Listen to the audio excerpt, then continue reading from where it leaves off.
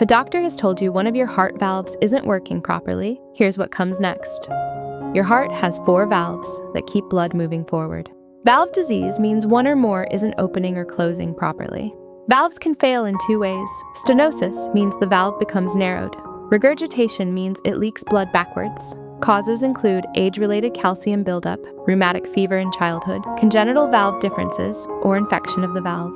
Common symptoms include shortness of breath, fatigue, chest tightness, palpitations, swollen ankles, or feeling faint with effort. An echocardiogram is the main test. Ultrasound shows the valves in real time and measures how blood flows through them. Mild or moderate disease is often watched with regular echoes. Medicines treat blood pressure, rhythm problems, and heart failure symptoms.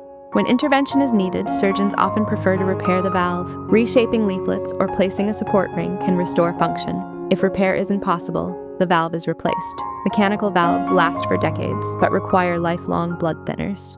Transcatheter procedures like TAVI place a new valve through a small catheter in the groin, avoiding open heart surgery.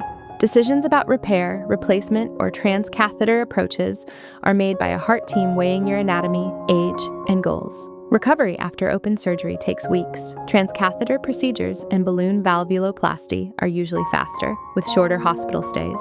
Long-term care includes regular echoes, blood pressure control, good dental hygiene, and staying active within safe limits. Did you know? You can get this treatment abroad at the same quality you'd get in the US or Europe for a fraction of the cost. Ginger Healthcare is one of the world's most trusted medical travel companies. It helps patients to find safe and affordable care in India, Thailand, Turkey, Singapore, Dubai, Malaysia, and more. Visit ginger.healthcare or check the description for details.